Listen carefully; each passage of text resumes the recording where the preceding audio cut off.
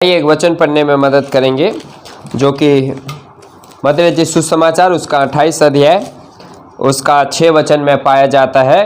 वहाँ यहाँ इस प्रकार से लिखा है, वह यहाँ नहीं है परंतु अपने वचन के अनुसार जी उठा है। आओ यहाँ स्थान देखो जहाँ प्रभु पड़ा था। आमीन।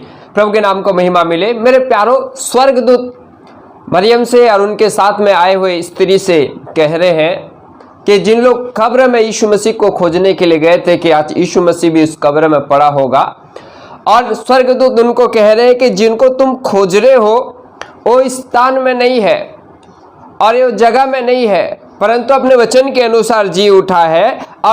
और इसीलिए तुम आके उस कब्र को देखो जिस कब्र को तुम खोजने के लिए आए हो। मेरे प्यारो, आखिर क्यों स्वर्गदूत ने कहा कि तुम उस कब्र को देखो? कि वो कब्र, वो खाली कब्र क्या प्रमाणित करता है? स्वर्गदूत को भी मालूम है कि यीशु मसीह उस खाली कब्र में नहीं है, फिर भी स्वर्गदूत ने कहा कि आके उस कब्र को देखो। आखिर उस खाली कब्र क्या प्रमाणित करता है? मेरे प्यारो, इस खाली कब्र जो है 3 बातों को प्रमाणित करता है, 3 मुख्य बातों को प्रमाणित करता है। सबसे पहला, खाली कब्र ये प्रमाणित करता है कि प्रभु यीशु मसीह को पिता परमेश्वर छोड़ा नहीं था और नहीं है। आज जहाँ पे प्रभु यीशु मसीह क्रूस पे क्रूसापित होते समय कहते हैं कि हे मेरे परमेश्वर, तूने मुझे क्यों छोड़ दिया? इसका कई रीजन है क्यों प्रभु यीशु मसीह ने वचन को कहा। इसका मतलब ये नहीं कि परमेश्वर ने उन्हें छोड़ दिया था, परंतु उसका कई रीजन है। इसीलिए क्योंकि प्रभु यीशु मसीह को पुराने नियम के व्यवस्था को पूरा करना था, भविष्य वक्ताओं के वचन को पूरा करना था, जिसके वजह से परमेश्वर ने कहा, प्रभु यीशु मसीह ने कहा कि हे परमेश्वर, तूने मुझे क्यों छोड़ दिया? दूसरा कारण है मेरे प्यारो, जब यीशु मसीह सारे मानव जाति के पाप को लेके क्रूस पे चढ़ा था, वो अपने गुनाह को लेकर नहीं चढ़ा था। बाइबल कहता है प्रभु यीशु मसीह निष्कलंक, निष्पाप, निर्दोष थे, उनमें कोई भी पाप नहीं था। दूसरा कोरिन्थियों 5 अध्याय 21 कहता है उसमें कोई भी पाप नहीं था। वो आपके मेरे गुनाहों को, आपके मेरे पापों को लेकर क्रूस पे चढ़ गया। और आप सभी को मालूम है कि जहां पाप का उपस्थिति होता है वहां खुदा का उपस्थिति नहीं होता है। तीसरा एक मुख्य रीजन क्यों प्रभु यीशु मसीह ने कहा हे परमेश्वर, तूने मुझे क्यों छोड़ दिया?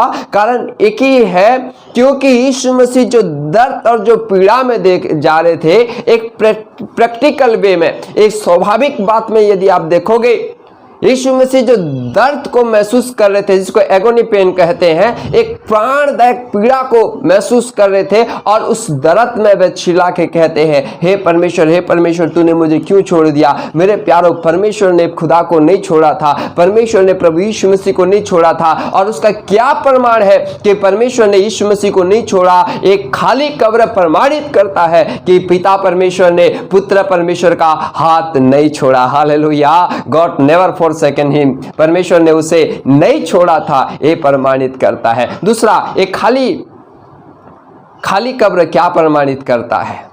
दूसरा, खाली कब्र क्या प्रमाणित करता है? मेरे प्यारो, खाली कब्र प्रमाणित करता है कि यीशु मसीह को मृत्यु रोक नहीं सकता। हालेलुया। यीशु मसीह को मृत्यु रोक नहीं सकता, कब्र रोक नहीं सकता, क्योंकि खाली कब्र प्रमाणित करता है कि यीशु मसीह मृत्यु के ऊपर में जयवंत होया है। हालेलुया। मेरे प्यारो, आज यदि आपके अंदर में यीशु मसीह जिंदा है, यदि आपके अंदर में भी यीशु मसीह है, वो यीशु मसीह मृत्यु पर हारा हुआ परमेश्वर नहीं है, वो यीशु मसीह मृत्यु के ऊपर में जय पाया हुआ परमेश्वर है। इसीलिए प्रेरित पौलुस कहते हैं हम जयवंत से भी बढ़कर है। हालेलुया। कारण क्या है? क्योंकि हमारा खुदा मृत्यु में से जय होया खुदा है, वो मृत्यु में से जयवंत होया परमेश्वर है, जिसका नाम यीशु मसीह है। मेरे प्यारो, तीसरा और मुख्य कारण है क्यों आखिर प्रभु उस खाली कब्र, क्यों स्वर्गदूत ने कहा आके इस खाली कब्र को देखो? तीसरा कारण है क्योंकि खाली कब्र प्रमाणित करता है कि यीशु मसीह मृत्यु में नहीं है, यीशु मसीह जी उठा है। आमीन। हालेलुया। कितने लोग विश्वास करते हैं? बोलेंगे हालेलुया। मेरे प्यारो, यीशु मसीह कब्र में नहीं है। यीशु मसीह मुर्दा नहीं है, यीशु मसीह जी उठा है। और कब तक जी उठेगा? Forever and forever. परमेश्वर का वचन कहता है, प्रकाशित वाक्य उसका 1:18 में लिखा है, देख मैं मर गया था, अब मैं युगानुयुग जीवित हूँ और स्वर्ग और पृथ्वी की कुंजियां मेरे पास है। मेरे प्यारो, उस खाली कब्र प्रमाणित करता है कि यीशु मसीह सदा काल के लिए वो जीवित परमेश्वर है। हालेलुया। हम कोई ऐसे परमेश्वर पर विश्वास नहीं करते हैं जो मर गया और समाप्त हो गया। हम ऐसे परमेश्वर पर विश्वास करते हैं जो मृत्यु के ऊपर में जयवंत होया और सदा काल के लिए वो जीवित परमेश्वर कहलाता है। हालेलुया। वो जीवित है मेरे प्यारो। आइए उस परमेश्वर के ऊपर में विश्वास करिए। आपके जीवन को भी परमेश्वर बदल सकता है। मृत्यु निराशा के जीवन को भी परमेश्वर आशा में बदल सकता है, क्योंकि वो जीवित परमेश्वर